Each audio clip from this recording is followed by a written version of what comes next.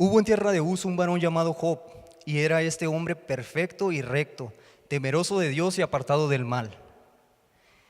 Su hacienda era 7,000 ovejas, 3,000 camellos, 500 yuntas de bueyes, 500 asnas y muchísimos criados. Y era aquel varón más grande que todos los orientales. E iban sus hijos y hacían banquetes en su casa, cada uno en su día, y enviaban llamar a sus hermanas para que comiesen y bebiesen con ellos. Y acontecía que, habiendo pasado el turno de los días del convite, Job enviaba y los santificaba, y se levantaba de mañana y ofrecía holocaustos conforme al número de todos ellos. Porque decía Job: quizá habrán pecado mis hijos y habrán blasfemado contra Dios en su corazón. De esta manera hacía Job todos los días. Bueno, hasta ahí. Les decía que es una historia bien conocida, ya muchos la hemos leído varias veces, la hemos escuchado, nos la han predicado muchas veces. Y lo que me llama mucho la atención es el versículo 6, el que sigue. Dice la Biblia que un día llegaron los hijos de Dios al cielo con Dios. Y los hijos de Dios se refiere a los ángeles, ¿verdad? Dice, y junto con los ángeles venía también Satanás. Dice, y le pregunta a Dios: ¿de dónde vienes? Entonces el diablo le contesta: de rodear la tierra, de andar por ella. Y luego esto es lo que me gusta mucho de esta historia.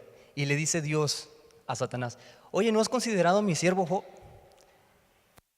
Dice así literalmente: y Jehová dijo a Satanás: ¿no has considerado a mi siervo Job?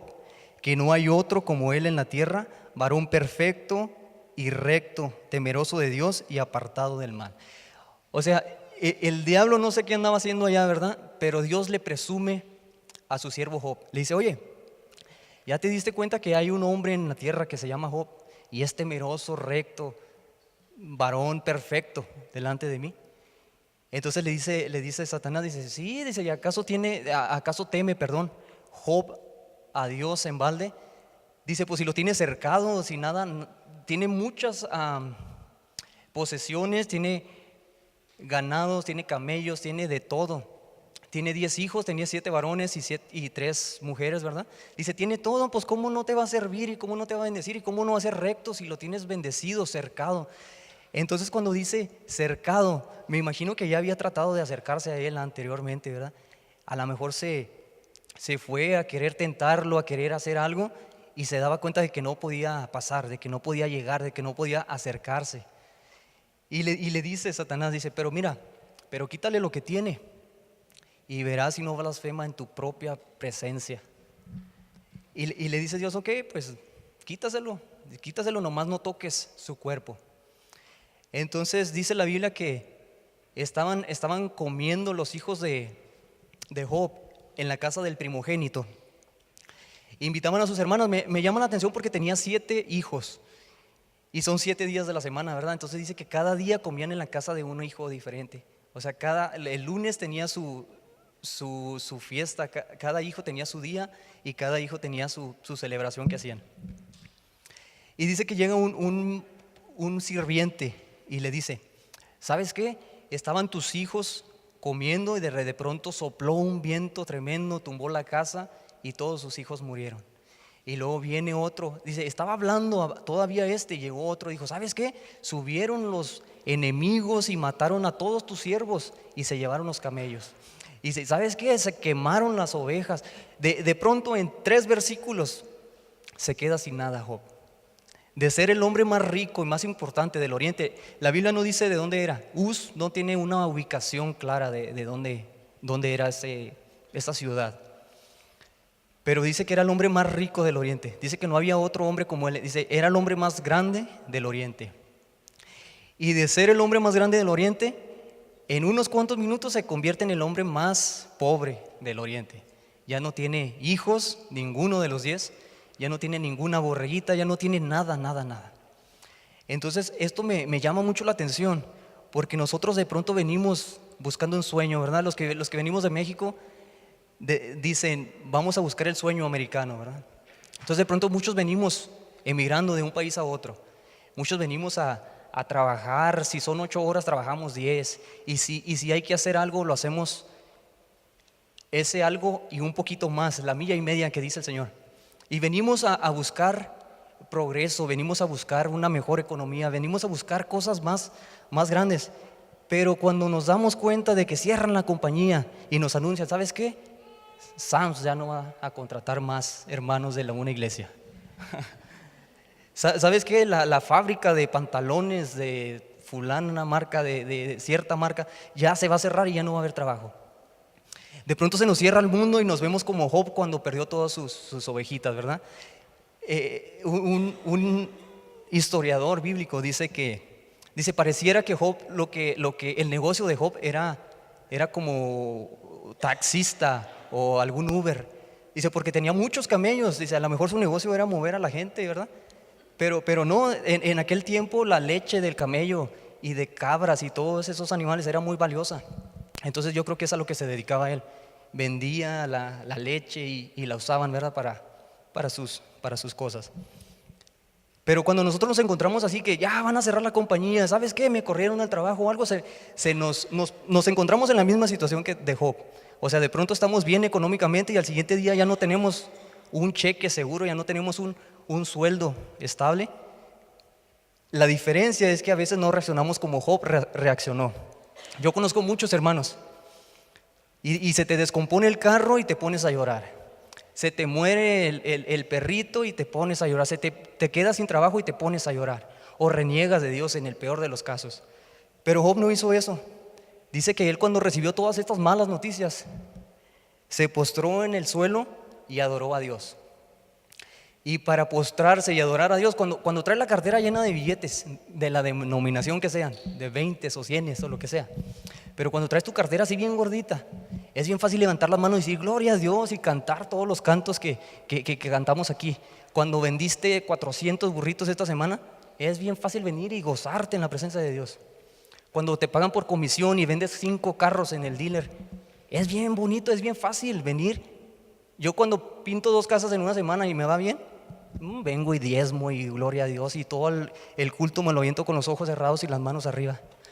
Pero de pronto cuando se acaba el trabajo y cuando tienes 2 semanas que no trabajas y cuando los biles se están amontonando, ya llevas 3 recibos y notificaciones y cosas así, no cierras los ojos y dices gloria a Dios y cantas cuán grande es Él, ¿verdad? Te pones a decir, oh, pero ¿por qué? Pues si yo soy tu hijo, yo soy tu siervo, yo te sirvo, yo no soy pecador, no soy borracho. Y comenzamos a reaccionar de una forma natural, se puede decir, una forma carnal, ¿verdad? Natural. Pero lo que me llamó mucho la atención es que Job no hizo eso.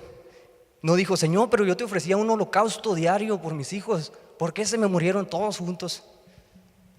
O Señor, pues si yo crié esas ovejitas desde pequeñitas, es más, a 3 de ellas yo le daba leche con una mamila porque su mamá no la quería. Y yo las cuidé en mis brazos, las crecí. Y de pronto se me queman todas y me roban los camellos y me matan a mis sirvientes. Y Job tenía muchas cosas para quejarse con Dios. Pero ¿sabe qué fue lo que hizo? Se postró en tierra y adoró. Con la cartera vacía, sin seguridad de un trabajo la siguiente semana y con todas las cosas contrarias. Entonces, de ser el hombre más rico de ese pueblo, de ese lugar, en unas pocas horas se quedó sin nada, siendo el hombre más pobre, por decirlo de esta forma. Y sube otra vez Satanás al cielo. El capítulo 2, versículo 2 dice: y dijo Jehová a Satanás, ¿de dónde vienes? Respondió Satanás a Jehová y dijo, de rodear la tierra y andar por ella. Versículo 3.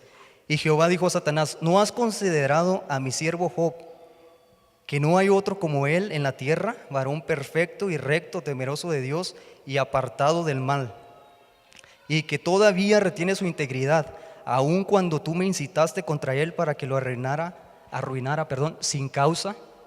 O sea, otra vez va Satanás con Dios. Y se me hace bien raro de parte de Dios, porque no dice, bueno, pues ya Job pasó la prueba, pero le dice otra vez, le dice, hey, ya miraste que Job sigue siendo fiel. Hey, ¿no has considerado a Job que ya le quitaste todo? Aún a mí me incitaste, dice, para que lo arruinara sin causa. Y hay muchas personas que dicen, no, es que Job era un pecador. Job hacía holocaustos, pero en su corazón tenía un pecado oculto. Y es que Job hacía esto y tal vez blasfemó por allí o algo. Pero dice Dios, dice sin causa. O sea, no ha hecho nada Job para que yo permita que pase lo que pasa. Y de todos modos se lo presume otra vez. Y el diablo, ¿cuántos conocen al diablo? El diablo es bien trucha, ¿verdad? Es astuto. Dice la Biblia. En 1 de Pedro 5:8 dice, como león rugiente anda Satanás buscando a quien devorar. O sea, no anda como un gatito ahí que se te repegan las piernas, no, anda como un león rugiente que en cuanto se nos duerma, en cuanto nos descuidemos, nos va a devorar. Y ese mismo diablo le dice a Dios, le dice, ¿sabes qué? Pues es que la piel, el hueso, la carne, dijo, mira, déjame, le toco su piel, su carne, y verás que ahora sí blasfema. Y le dice Dios, ándale pues, dice, tócalo, nomás no lo mates. Y desciende Satanás y toca su cuerpo y le da una sarna, una enfermedad en la piel. Hay un par de doctores ingleses, hace algunos años dijeron, la enfermedad que tenía Job era dermatitis psicosomática. Y esto es algo psicológico. Quiere decir que tenemos en la cabeza algo que no, te metes algo en la cabeza y se manifiesta físicamente. Y hay otro doctor que dijo, no, era una deficiencia vitamínica. Entonces le podemos llamar como queramos, deficiencia vitamínica, o dermatitis psicosomática. La verdad es que era una sarna, estaba lleno de llagas por todos lados.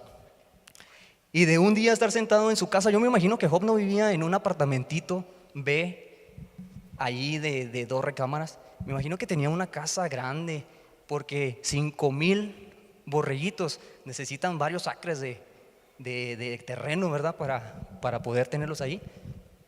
Y de estar en su mansión, en su hacienda, al siguiente día estaba en un tiradero. Dicen los estudiosos que se encontraba en un tiradero afuera de la ciudad, porque dice que tomó un pedazo de vasija de barro y se comenzó a rascar, y había puros desperdicios, había pura basura, y estaba ahí sentado él, tirado en cenizas, se rasuró la cabeza. Era una costumbre hebrea rasurarse y rasgar sus vestidos, aunque él no era hebreo, era de Uz, que no sabemos dónde queda exactamente, pero tenían las costumbres muy, muy parecidas. Dice que rasgó sus vestidos, se cortó el pelo, se sentó en ceniza y se puso ahí, y se rascaba con lo que se encontraba ahí cerca, con lo que estaba cerca de él, con un pedazo de cazuela de barro se estaba rascando. Y lo que me llama mucho la atención, que se me hace hasta un poco gracioso, es que el diablo le quitó todo a Job. Le quitó sus sirvientes, su ganado, sus camellos y sus hijos. Pero ¿sabe a quién no le quitó? A su esposa. A su esposa la dejó ahí. Y de pronto le dice la esposa, ¿sabes qué? Pues lo veía sufriendo, lo veía batallando. Le dice, ¿sabes qué? Maldice a Dios y muérete. A veces dice la Biblia que la esposa es la ayuda idónea, o debería de ser, ¿verdad? Pero yo creo que el diablo no se la quitó porque era una herramienta para él. ¿Se imagina tener a alguien en su casa que le esté diciendo, ¿para qué te duermes tan tarde y vas a predicar mañana? Mejor ya duérmete ahí que predique el pastor. O imagínense tener a alguien que diga, ¿para qué trabajas tanto? Y así ya que el gobierno nos mantenga o algo así. Es muy diferente de tener a una mujer sabia que edifica su casa, que diga, ¿sabes qué? Vete a trabajar, estoy orando por ti y Dios va a abrir puertas. Pero la esposa de Job no era sabia. La esposa de Job no edificaba su casa. La esposa de Job le decía, ya maldice a Dios y muérete, ya está sufriendo mucho. Entonces yo creo que por eso Satanás la dejó a ella. Job significa el santo que sufre, cuyo nombre significa él llora. Yo siempre he creído que los nombres que tenemos o los nombres de la Biblia siempre tiene mucho que ver el significado del nombre con la historia que le pasa al individuo. Y eso significa. Y cuando estaba preparando este mensaje, decía, pues ¿qué les puedo enseñar yo a los hermanos? Ya todos sabemos que Dios fue fiel. El mismo Dios se lo presume a Satanás. Dice, hey, ¿sabes qué no has considerado a mi siervo Job? O sea, no llegó Satanás y le dijo, ¿sabes qué? Déjame tentar a él porque lo vi que se echó una cerveza. O mira, le gusta a la vecina. No, el mismo Dios se lo presume, le dice, hey, ¿no has visto a mi siervo Job? Y luego un par de veces. La primera le quitó todos los bienes materiales. Y la segunda lo comenzó a castigar, por decirlo de alguna manera, físicamente, con enfermedad. Y aún Dios seguía manteniendo la misma opinión de Job. La pregunta que surge en este momento es: ¿qué le estará diciendo Dios a Satanás de nosotros? Le dirá: ¿no has considerado mi siervo Irving, que siempre lee la Biblia y ayuna y ora? ¿No has considerado mi sierva Norma, que siempre que vende un burrito dice: Dios te bendiga, estoy orando por ti? ¿O evangeliza de alguna manera? ¿O qué estará diciendo Dios a Satanás ahorita de nosotros? ¿No has considerado mi siervo Ángel? Bueno, mejor considera a Omar. ¿Qué estará diciendo Dios de nosotros? Porque a Job le dijo: ¿no has considerado él que es temeroso de Dios, recto y valiente? Y nunca cambió la opinión. Pero lo que puede opinar de nosotros, pues depende de nuestro comportamiento, depende de lo que nosotros hagamos. Y yo pensaba que Job había hecho algo malo. Dije: no, esa historia está muy bonita y trágica y todo, pero Job tuvo que haber hecho algo malo para que Dios lo castigara, por decirlo de alguna manera, de esta forma. Le quitó todos sus bienes, toda su familia, y lo castigó, y luego después lo volvió a restituir otra vez. Resurgió como el ave fénix. Digo: no, Job hizo algo, se robó algo por ahí, o echó una mentira, hizo algo, un pecado tenía ahí. Pero ¿sabe qué? La Biblia lo sigue mencionando otra vez. Lo sigue mencionando ahí.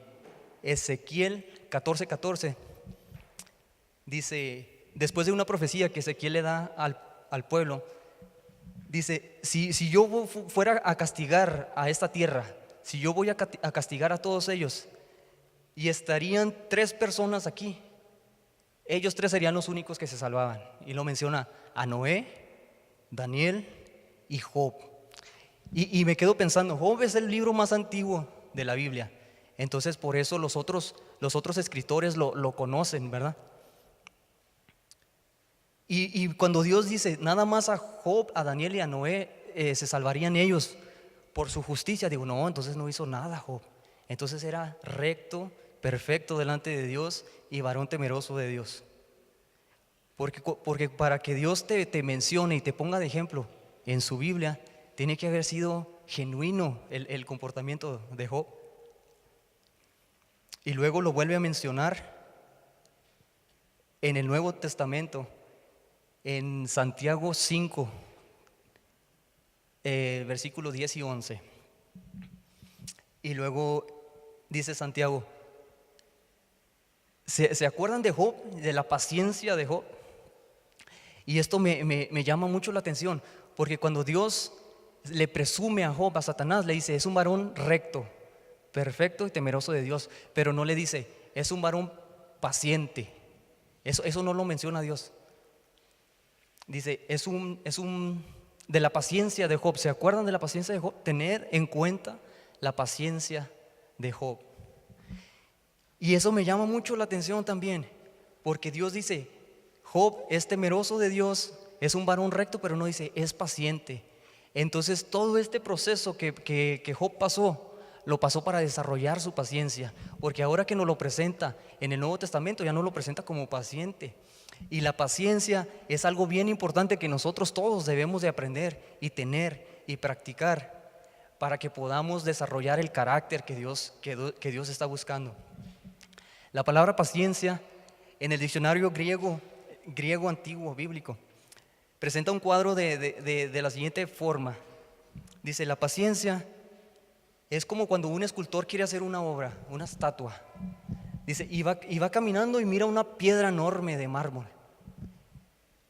Y en cuanto mira la piedra dice: wow, qué piedra tan hermosa, qué hermosura de piedra. Dice, y el vendedor de la piedra dice: pues te la vendo, pues a mí no se me hace tan hermosa, llévatela. Pero él tiene una visión, él ya está viendo la estatua esculpida en esa piedra. Cuando pasa y mira el tamaño de la piedra, el color y todo, dice: wow, qué hermosura de piedra. Y dice el vendedor: pues te la vendo. Eso mismo pasa con nosotros. Cuando Dios tiene un plan en nuestras vidas, Dios dice: qué hermosa hermana, qué hermoso hermano, qué hermoso hijo mío él. Y el diablo, que nos está atacando siempre y nos está acechando, dice, pues si está re feo, qué hermoso le ves a tu hijo. Pero después, guerrero poderoso con un escudo y una espada. Ya cuando la piedra de mármol tiene la forma de la estatua, llueve y truena y relampaguea y pasan los años, y 5 años y 20 años y 100 años y 300 siglos, y la estatua sigue de la misma forma. No se deteriora ni se desgasta ni nada, porque es lo que la paciencia produjo, un fruto en esa piedra. Y eso es lo que Dios quería hacer con Job. La paciencia siempre produce carácter. La paciencia, siempre que estamos nosotros pasando por alguna dificultad o adversidad, la paciencia es incómoda. Job se atrevió a decir, a maldecir el día de su nacimiento. Por ejemplo, dijo, ¿para qué nací yo? Maldito sea el día en que nací. ¿Y por qué me recibieron a esas rodillas y me amamantaron? Decía, maldijo el día. O sea, es de humanos renegar, por decirlo de esta forma. Pero después en el capítulo 16, Job hace toda una novela. Y no se las quiero leer porque es poesía, pura poesía, difícil de entender. Pero hace una novela extensísima. Dice, caerán los montes y esto. Y dice una serie de poesía, pero quejándose. Y saben que también yo conozco muchos hermanos así, que les pasa algo y hacen una novela enorme. Hace algunos años escuché la historia de una muchacha que no sé qué le dolía, pero se puso a escribir una carta de despedida. Y no tenía nada, pero ella dejó herencia. Y decía, a mi hermana menor le dejo mis 3 bolsas de mano. Y a la otra hermana le dejo mi celular y el cargador. Y comenzó a dejar herencia y no tenía nada, pero comenzó a repartir sus bienes. Y estaba haciendo una novela enorme. Y al final fue el doctor, con una pastilla se curó lo que tenía. Así hay muchos hermanos que les pasa cualquier cosita y ya están viviendo una novela. Pero es que, Señor, tú me castigas, y mira la esposa que me diste, y estos 3 hijos no me hacen caso. Y comenzamos a hacer una novela cuando lo primero que tenemos que hacer es tener paciencia, madurar, instruirlos en su camino, amar a la esposa como un vaso frágil, a hacer todo lo que Dios nos enseña para poder desarrollar el carácter que Dios está buscando en nosotros, y no estar escuchando tanta tontería que decimos a veces. Entonces la paciencia produce carácter. Dios tenía muchas virtudes y muchas capacidades, pero lo que no tenía era paciencia, porque Dios no lo presenta como un hombre paciente. Ya cuando lo leemos en Santiago dice, acuérdense, tomen en cuenta la paciencia de Job. Entonces Job aprendió a ser paciente. En Lucas 22 hay una historia también hablando Jesús, y le dice a Pedro, le dice, ¿sabes qué? El diablo me ha pedido permiso. Esa palabra en griego significa que un rango menor le pide permiso a alguien mayor para hacer algo. Es la palabra que utiliza Lucas en esa escritura.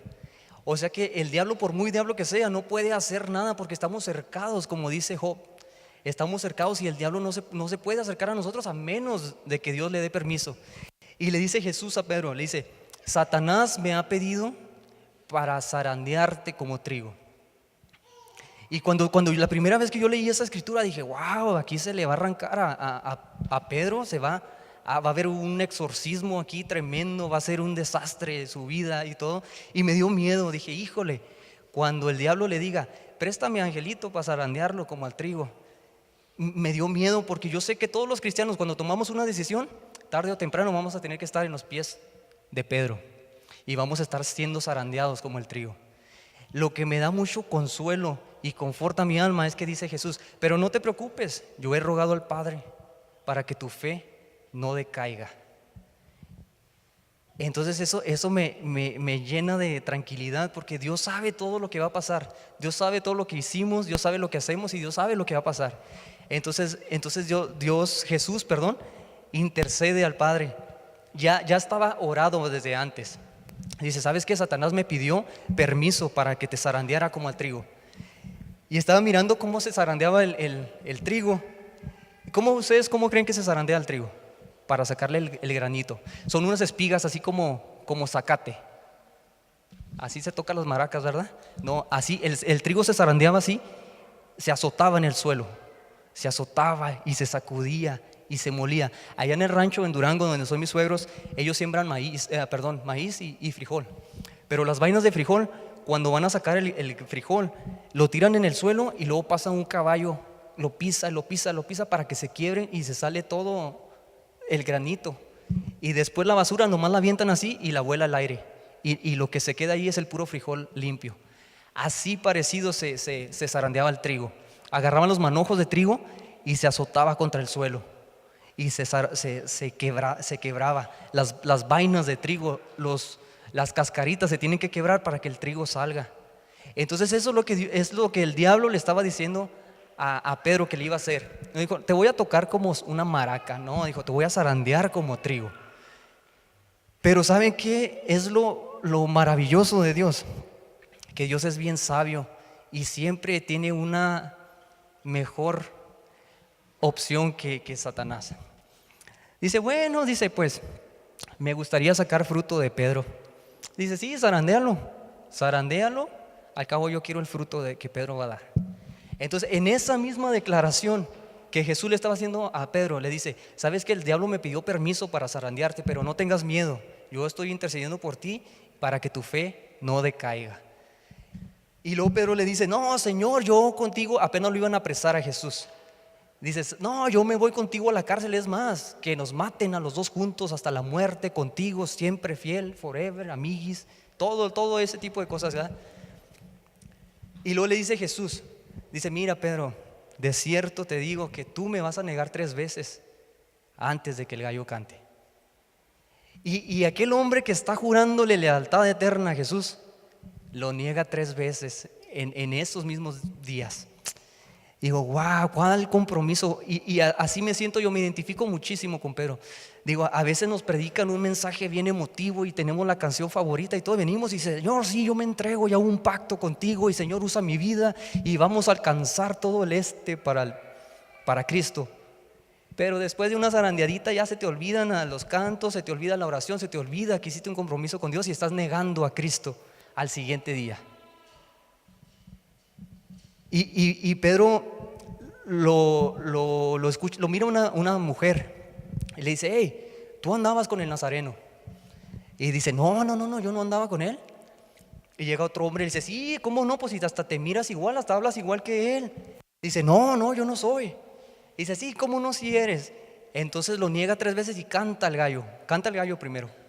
Y se acuerda. Dijo, se acordó de lo que Jesús le había dicho, tú me vas a negar, estás diciendo que das tu vida por mí, estás diciendo que me vas a seguir y a ser fiel y todo, pero mira, me acabas de negar 3 veces seguidas. Y el cuadro que vemos aquí es un Pedro bien emocionalista, es lo que muchas veces nos pasa a nosotros. Venimos cuando viene un predicador de renombre o cuando tenemos algún invitado famoso y que llega y predica, y ¿cuántos quieren hacer este pacto con Dios? Y se llena el altar. Todo el mundo quiere entregar su vida a Cristo y todo el mundo quiere hacer un pacto con Dios.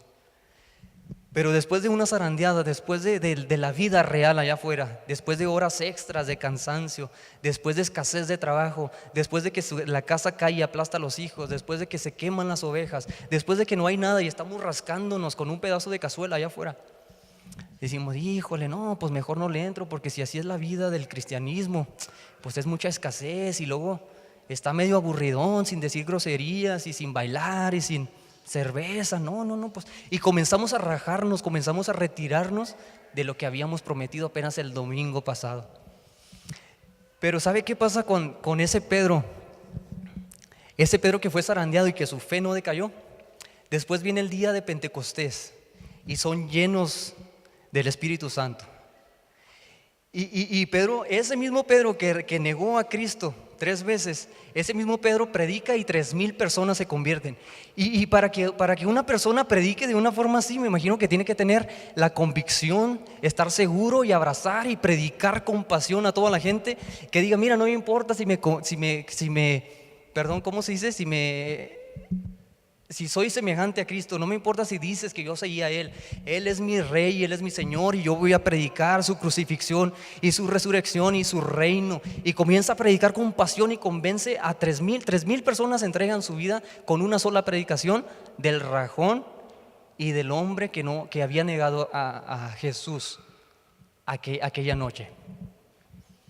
Y eso es lo que Dios, ese es el plan que Dios tenía con Job.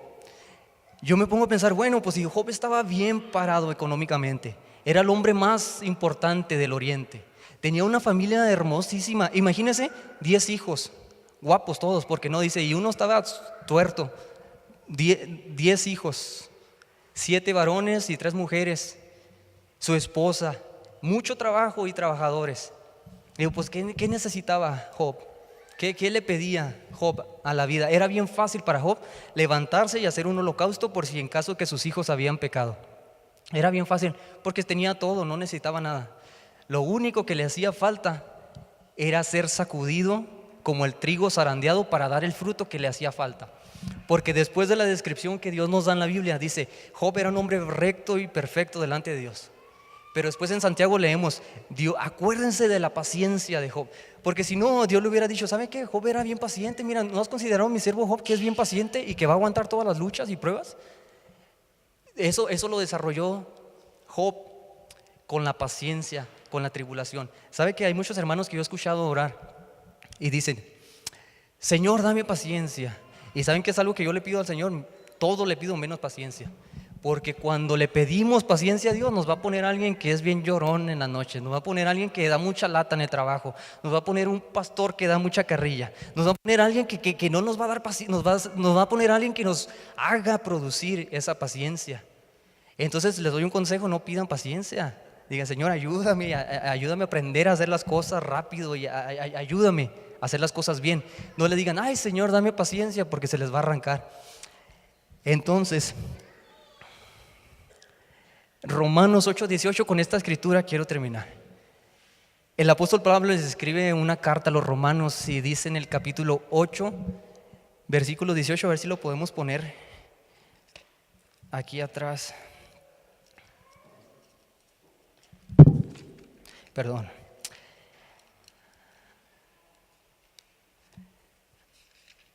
Romanos 8:18. Dice, pues tengo por cierto que las aflicciones del tiempo presente no son comparables con la gloria venidera que en nosotros ha de manifestarse. Cuando lees ese versículo es tan profundo que a veces se nos pasa desapercibido. Es tan intenso y trae mucha sustancia que dice Pablo, lo que estaba diciendo Pablo a los romanos es, todo lo que te está pasando ahorita no se compara con las bendiciones que vas a tener o no precisamente bendiciones aquí, pero con la vida eterna, con las calles de oro, el mar de cristal, con que no haya noche, ni enfermedad, ni llanto, ni dolor. Hoy cuando yo me pongo a pensar en eso, digo, wow, aquí podemos aguantar pues todo lo que venga, porque comparado con las bendiciones, con las glorias venideras, nada, 2-3 días sin comer, o 3 meses atrasados de la renta, o no sé, cualquier situación que te quite la tranquilidad a ti, no se compara cuando estés caminando en las calles de oro. Que un hijo rebelde, o que tu esposa te da mucha guerra, o que algo, no sé, cualquier cosa que te esté haciendo batallar. Yo sé que todos somos diferentes y tenemos diferentes necesidades y penurias, pero por lo más triste que te está pasando a ti, que se te fue un familiar, que te abandonó tu mujer o tu esposo, no sé, cualquier cosa, lo más triste que se te ocurra, comparado con andar en las calles de oro y mirar el mar de cristal y estar contemplando a Dios, adorándolo día y noche, bueno, eternamente sin noche. Yo creo que eso no tiene comparación. Y si no aprendemos a levantarnos como Job y dejar de hacer novelas como el capítulo 16, y dejar de quejarnos y dejar de hacer todas las cosas que nos limitan en lugar de seguir adelante. Los amigos de Job se acercaron a él una vez, y cuando estaba precisamente rascándose con un tiesto y cuando estaba en cenizas y todo, dice que llegaron sus 3 amigos y se pusieron junto con él, rasgaron sus vestidos igual, y se quedaron 7 días y 7 noches con Job, sin decir una sola palabra. Y cuando leo esto, entiendo que esos 7 días Job los consideró los mejores amigos del mundo. Porque cuando pasamos por cosas difíciles, cuando se te muere tu mamá y llega alguien que te aprieta tu mano y no te dice nada, tú sabes que está contigo y que está apoyándote. O cuando, no sé, cuando pasa algo bien difícil y llega alguien y no te dice nada. Yo no me gusta ir a los hospitales, a los funerales, a todo ese tipo de cosas, pero cuando voy, yo no hablo con la gente. A mí no me gusta llegar y decirle algo. Pero siempre que voy, una vez tuvimos un caso bien triste de una jovencita en Juárez. Estábamos en Ciudad Juárez, y luego era una muchachita que tocaba la batería y de pronto se enfermó de leucemia y se murió bien rápidamente. Entonces cuando nos enteramos que había fallecido, fuimos con la familia pues allí a apoyar, y mi esposa llegaba y la abrazaba y la besaba y no sé qué tanto le decía, y yo nomás estaba ahí parado sin decirle nada. Entonces después la hermana nos dijo: saben que muchas gracias por su presencia, porque la presencia en los momentos difíciles es lo que te fortalece y te ayuda. Entonces Job estaba tirado en las cenizas, rascándose y batallando, y sus 3 amigos estaban sentados frente a él sin decir una sola palabra. Yo digo que Job entendió que esos eran los mejores amigos del mundo, sin decirle nada, nomás ahí, sin comer, sin dormir nada, 7 días y 7 noches. Pero el problema es cuando comienzan a hablar los amigos. A veces la gente cuando habla no trae la sanidad que nos está brindando sin hablar. A veces la gente comienza a hablar y comienza a hablar el primer amigo de Job y dice: ¿sabes qué? Analiza tu vida, a lo mejor traes un pecado ahí oculto, que por eso Dios te está castigando. Y en los primeros versículos de Job nos damos cuenta de que el Señor dice sin causa, o sea, no había una causa para que Job estuviera pasando por eso. Pero como somos humanos y somos bien truchas y bien sabios, dicen: no, estás en pecado, por eso Dios te está pasando esto. Y comienza a hablar. Este primer amigo es como el líder de los 3, habla lo triple que los 3 y comienza a decir una serie de cosas. Y siempre tenemos en la iglesia, en la familia, siempre tenemos a alguien que viene y dice: ¿sabes por qué te abandonó tu mujer? Porque estás mal con Dios. ¿Sabes por qué te dio cáncer? Porque estás mal con Dios, en pecado, y por esto y por lo otro. Y comienzan a decir una serie de cosas que ni son verdad, que a lo mejor no hay causa para que pase eso. A lo mejor es una sacudida que Dios está permitiendo que nos den para sacar fruto, para crecer y avanzar al siguiente nivel. Y luego llega el otro amigo y comienza también una serie de poesía bien extraña que yo no alcanzo a entender, que dice que como la nieve cae de los cerros y como esto y lo otro, y cosas bien profundas que no dicen nada en realidad. Y este segundo amigo lo comparan con una persona que dijo: y comenzó a temblar la montaña y comenzó a tener dolores de parto y esto, y dio a luz un ratón. Y dio a luz un ratón en una montaña. Está haciendo un show presentando su sueño y todo de una manera enorme, y sale un ratón de la montaña que está temblando. Y así son las personas que hablan de esta manera. Dicen: no, mira, Dios me dijo que esto y que lo otro, y así, y para que salgan. El ángel de Jehová acampa alrededor de los que le temen y los defiende, con lo que nosotros ya sabemos. Dicen una serie de cosas, dicen 3 horas de discurso para que nos digan algo que tú y yo ya sabíamos. Entonces son cosas buenas lo que dicen los amigos, pero no es algo que ayuda a Job. Y luego llega el tercero y está un poquito más mal que los otros 2.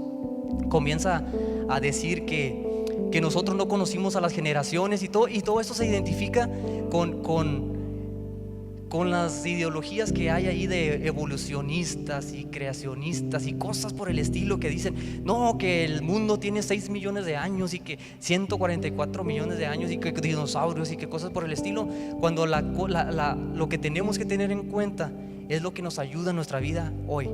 Hay muchas personas que se enfocan tanto en el pasado que dejan de disfrutar el presente y no llegan a un futuro siquiera, porque se viven encerrados en lo que les pasó, en la decepción amorosa que tuvieron hace 10 años, y se les ven pasando los trenes por enfrente de él y no se vuelven a casar porque se quedaron con miedo de que los volvieran a dejar plantados en el altar. O vemos con el hombre aquel talentoso que quiere emprender un negocio, pero tiene miedo por X o Y y prefiere seguir siendo un empleado de alguien que sí se atreve a tomar su decisión y decir: Señor, ayúdame, en tu nombre voy a hacer esto y prospera mi negocio. Y comenzamos a ver una serie de cosas que la gente nunca le vamos a dar gusto a las personas. Nunca vamos a escuchar a alguien que hable bien de nosotros por lo que estamos haciendo. Entonces lo que tenemos que hacer es voltear a la Biblia y aprender lo que Job nos enseña.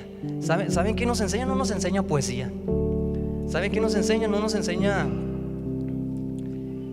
perfección, y no nos enseña lealtad sin falta alguna. Nunca faltan a un servicio. Pero ¿sabe qué? Esos son los holocaustos diarios que hacía Job sin conocer a Dios. Porque en el capítulo 42, ya cuando se termina la historia de Job, en el último capítulo 42, en los primeros 6 versículos dice: Señor, de oídas te había oído, mas hoy mis ojos te ven. O sea, tuvo que pasar toda esta enfermedad, tuvo que pasar toda esta pérdida para poder ver a Dios, para poder reconocer que hacía holocaustos automáticamente, para poder reconocer que habemos hermanos aquí que diezmamos y ofrendamos y cantamos en modo automático. No sentimos lo que estamos diciendo, no sentimos lo que estamos cantando. Hacemos lo que hacemos porque lo tenemos que hacer. Planchamos la corbata, ponemos el vestido, limpiamos los zapatos y estamos aquí, hermano, Dios te bendiga. Y contestan amén, pero no saben por qué. ¿Por qué están bendiciendo al hermano? ¿Por qué reciben la bendición que les da? ¿Sí me explico? Hay muchas personas hoy aquí que están como Job, haciendo holocaustos todos los días. Ay, por si mi esposa se corta el pelo, por si mi niño llora a las 3 de la tarde, o por si esto y por si lo otro. Y tenemos holocaustos para todo, pero no hemos visto con nuestros ojos a Dios. Entonces el plan, el propósito de esta enseñanza es que podamos reconocer que necesitamos a Dios, que pasa lo que pasa, Dios es soberano y tiene control de todas las cosas, pero que si somos zarandeados es porque Dios le permitió a Satanás o a las circunstancias que nos sacudan, pero esa sacudida nos va a hacer que demos frutos. Y cuando nos paremos en la brecha de allá, vamos a decir: oh, me acuerdo que el año pasado estaba llorando por trabajo, pero ahora tengo mi propia compañía. Ah, me acuerdo que ya nos andábamos divorciando, mi esposa y yo, pero hoy ya tenemos 2 hijos. Ah, me acuerdo que el año pasado nomás eran 14 personas sentadas aquí, pero ya necesitamos otro edificio porque ya no cabemos aquí. Tenemos que seguir creciendo, tenemos que ir de gloria en gloria y de victoria en victoria para la gloria de Dios. Hermano, póngase en sus pies.